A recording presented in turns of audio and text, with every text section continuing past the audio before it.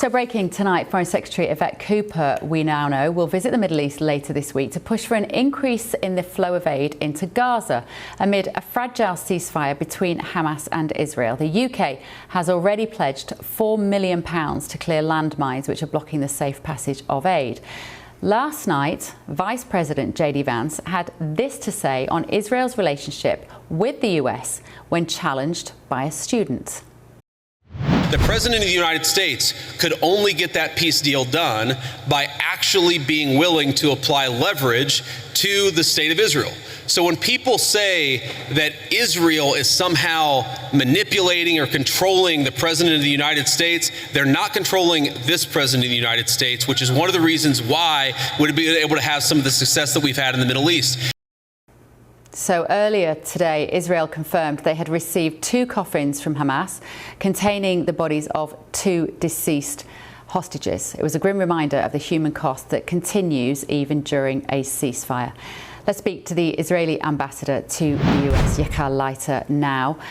Good evening, Ambassador Leiter. Thank you so much for joining me. So first of all, your response to J.D. Vance's accusation: nobody controls the president, not even Israel. Well, Bev, I didn't really see it as an accusation. I've worked with Vice President Vance now ever since I arrived in Washington in January. He's become a close personal friend, and he's a friend of Israel. All he said was that Israel doesn't control the president, and I agree with him. We don't control this president. We never controlled any president.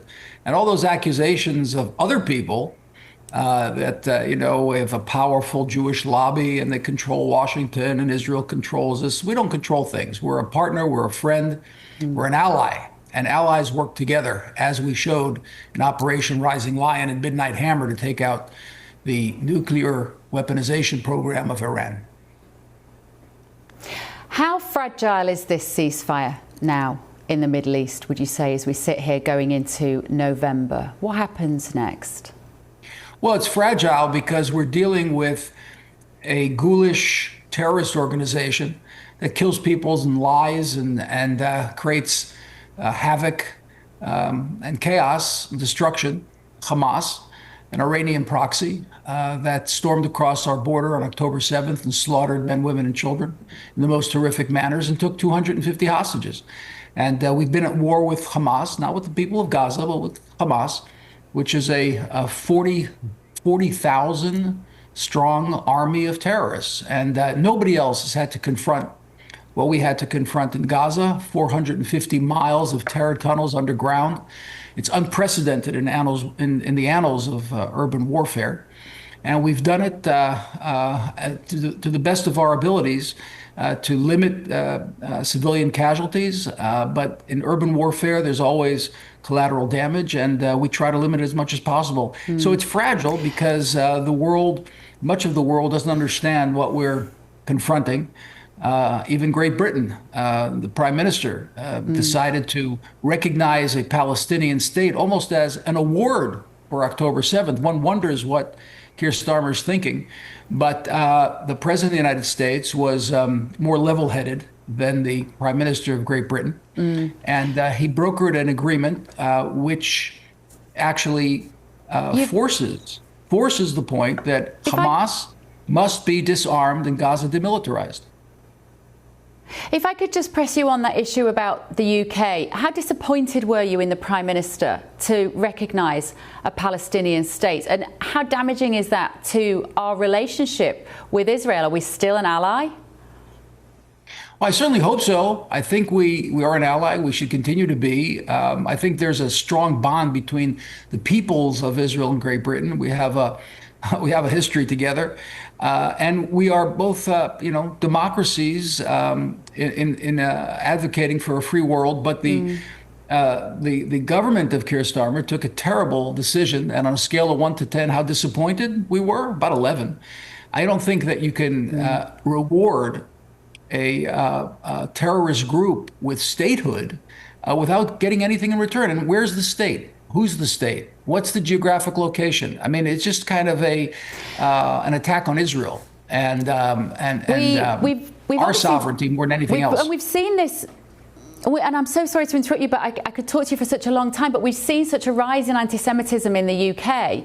And therefore the suggestion might be, is the Prime Minister in some way responsible for that as somebody that's recognised Palestine in that way? Of course, the Prime Minister would deny that, and he said he'd put protections in place for Jewish people. But what's your assessment of that situation? Hello, I'm Bev Turner. Now, it can feel like the money in our bank accounts at the moment does not keep up with the cost of living. And maybe there's a solution. I'm here today with the CEO of TallyMoney, Cameron Parry. Cameron, what is TallyMoney?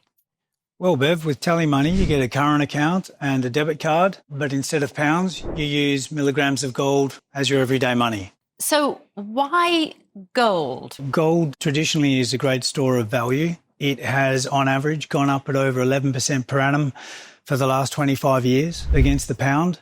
It's tripled in value in the last decade. And in the last 2 years alone, it's increased by 50% against the pound. Banks' savings products just can't compete with that level of growth. But this isn't just about gold. This is about a currency that you guys have created at TallyMoney. Explain it to me as though I'm an idiot. So, look, people need to be able to hold their earnings and build their savings in a money that retains its value and remains in their legal control and remains theirs to access, away from government control. Great. You had me at not exposed to government control. You should feel safe and happy with your money. You should have peace of mind. The more money you see in your bank balance, and that's the type of thing we're trying to deliver, and give people choice in the type of money they get to use every day. Brilliant. Thank you so much, Cameron. Thank you.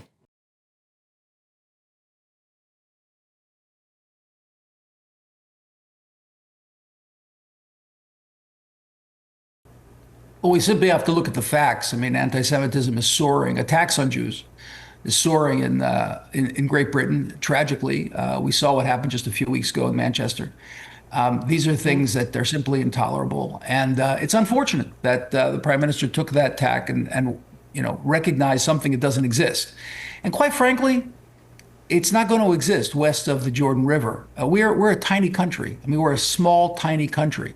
You're here in Washington. Well, we could fit in, Bev, between where you're located right now and Dulles Airport. That's where the country could fit in. We're 40 miles wide. That's the whole country. So, we don't have extra territory.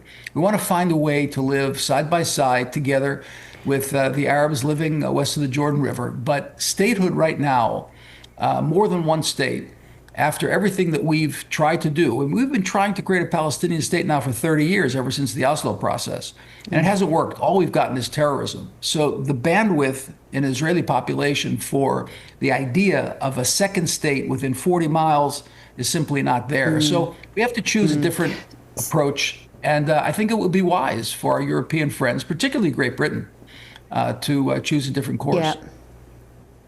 So in your opinion at the moment, the ceasefire still stands as we sit here this evening? Well, yes, it does. I mean, we're trying really doing everything in our power to make sure that the ceasefire is maintained. We want to see all of our deceased hostages released. We had another 2 returned to us this evening. I mean, it's important for people to understand just how important it is for us to get these deceased bodies and have actually graves where the families can visit and unite with their loved ones who were slaughtered by Hamas. We're a people that had 6 million. But you see, 6 million unmarked graves. I was just going to say, some people would say, though, with Israel still striking Gaza, how can a ceasefire still be in existence?